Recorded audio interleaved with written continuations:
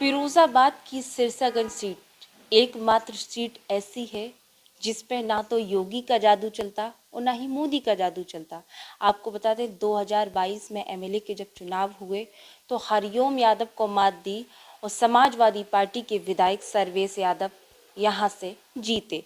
तो आज हमारे साथ सर्वेश यादव मौजूद हैं और सर्वेश यादव ने विधानसभा बजट सत्र में किस तरह से अपने क्षेत्र की यहाँ की समस्याएं उठाई, कौन कौन से वो मुद्दे थे, कौन कौन से मुद्दों पर प्रस्ताव जो हैं वो पास हुए हैं। हमारे साथ सर्वेश यादव जी मौजूद हैं, उनसे बात करेंगे।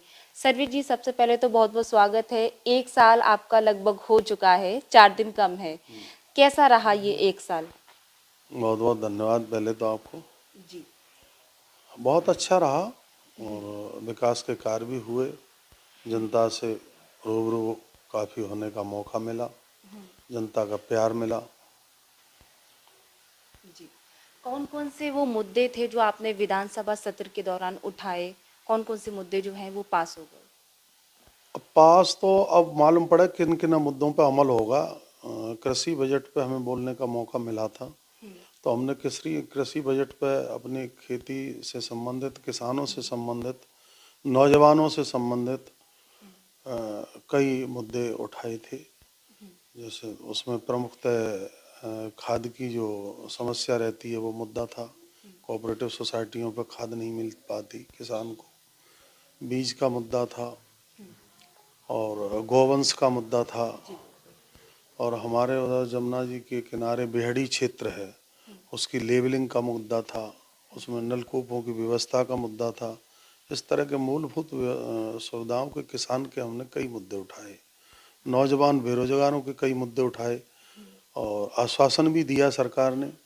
अब कितने उनमें अमल में आते हैं, कितने पे काम होता है, ये आगे मालूम पड़ेगा। अच्छा, अगर सर्वेश जी मैं जानने का प्रयास करूं, क्योंकि ये सिरसागंज क्षेत्र है, यहाँ सबसे ज़्यादा अधिकतर कृषि होती है, तो कृषि के साथ साथ युवाओं को रोजगार मिले, किसी तरह की कोई इंडस्ट्रीज, कोई फैक्ट्री, किसानों की आमदनी बढ़े, इस तरह का कोई आपने सोचा, कोई प्लानिंग की है अब तक? उसके लिए हमने इस बार भी पहले, इससे पहले भी एक नियम 51 में हमने क्वेश्चन लगाया था। जी उस पर हमने आलू के लिए बड़ी प्लांटेशन की मांग की थी सरकार से, और बड़ी प्लांटेशन में बेरोजगारी खत्म होती, जी किसान के लिए उसका आलू का उचित मूल्य मिलता।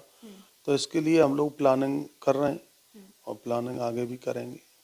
सरकार से बार बार अपनी बात को उठाते रहेंगे, लोगों की बात रखते रहेंगे। विपक्ष में बैठे किसी तरीके का कोई खामियाजा तो नहीं भुगतना पड़ेगा?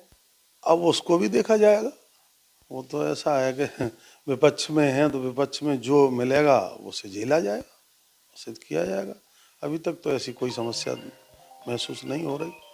अच्छा सर्वेश जी, अगर मैं जानना चाहूँ कि अभी जो बजट सत्र के दौरान जो माहौल चला था सदन में, जिस तरह की भाषा शैली का प्रयोग किया गया था, कहाँ तक उचित है और राजनेताओं को इस तरह की भाषा शैली बोलनी चाहिए, इस पर आप क्या कहेंगे?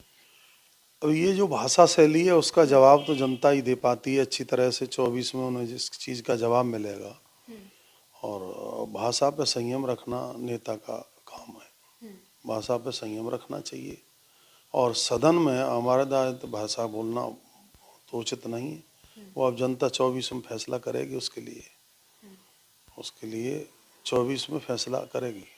रामायण पर क्या कहेंगे? जिस तरह से विवाद चल रहा है, सपा जला रही है, फाड़ रही है, जबकि वो तो श्रद्धा का प्रतीक है, सारी चीजें हैं, इस पर आपकी क्या राय है? रामायण पे तो देखो ज़्यादातर ऐसा कुछ नहीं है, अपने विचार की स्वतः बात है। समाजवादी पार्टी कोई ऐसे पक्ष में नहीं है कि रामायण के विरोध में हो या महाभारत के विरोध में हो। हम लोग प्रभु राम के अनुयायी लोग हैं, राम कृष्ण की ये धरती है, सारे लोग अनुयायी हैं, ऐसा कुछ नहीं है। और सभी मजहब के लोग यहाँ रहते हैं, हम लोग भाईचारा से रहते हैं। ऐसा भी नहीं कि मुस्लिम अलग हैं, कि सिख अलग हैं, कि हिंदू अलग हैं। हम लोग बहुत भाईचारे से रहते हैं। इस हिंदुस्तान की आज़ादी में सारे लोगों का हिस्सा है, सारे लोगों ने मिल के काम किया है। हम लोग हिंदुस्तान में दो आँख हैं, एक हिंदू है, एक मुस्लिम है। अब एक की आँख को हम क्षतिग्रस्त करना चाहें और दूसरे की, तो ये मेरे हिसाब से, मेरे अपना पर्सनल विचार ये है, ये उचित नहीं है। भाजपा सरकार हमेशा निशाना साधती है कि समाजवादी पार्टी में गुंडा राज है, समाजवादी पार्टी के शासनकाल में गुंडा राज था। आप किस नज़रिए से देखते हैं आज की स्थिति क्या है, खासकर पुलिस प्रशासन पर आप क्या कहना चाहेंगे, उसकी कार्यशैली पर? अब आपको दिख ही गया होगा, आपको सारी पब्लिक को दिख गया, सारे लोगों को मालूम पड़ गया कि गुंडा राज तब था कि अब है। असली गुंडा राज तो अब है। हिटलर शाही तो अब चल रही है ना, पहले तो इतनी नहीं चली। पहले तो शांति प्रिय शासन चले, जब जब सरकारें आई गईं, लेकिन बहुत ज़्यादा कुछ नहीं हुआ।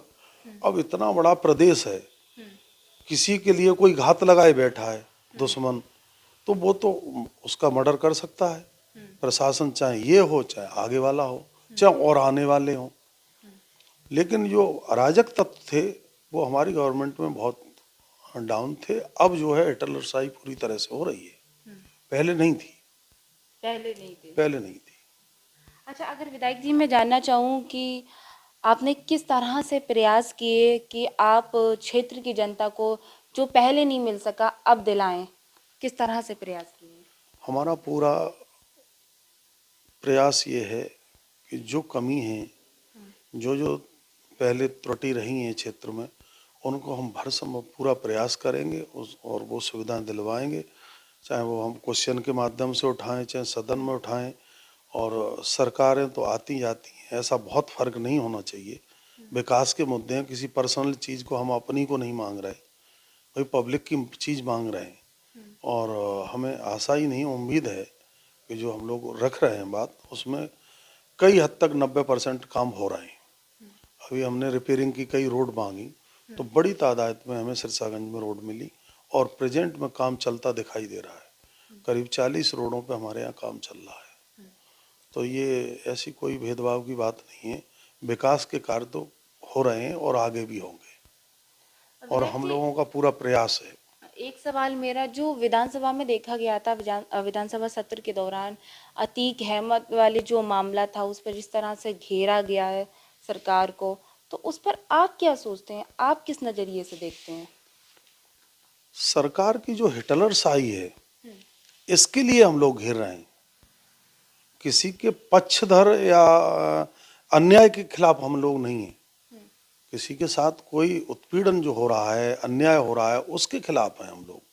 चाहे वो अमुक अमुक कोई नाम आ जाए सामने, जैसे कानपुर की घटना हो या और घटनाएं हैं तमाम, एटा वाली घटनाएं, हम लोग अन्याय और अत्याचार के खिलाफ हैं, न कि किसी, हम लोग ये नहीं चाहते कि किसी तरह का किसी के साथ अन्याय हो।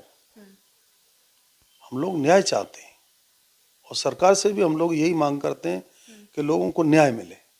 और सर्वेश जी, अगर मैं जानना चाहूँ कि नगर निकाय चुनाव जो है जब भी होगा, लेकिन आपके कंधे पर जिम्मेदारी है, तो किस तरह से आपकी तैयारियां हैं, कैसे तैयारी कर रहे हैं आप?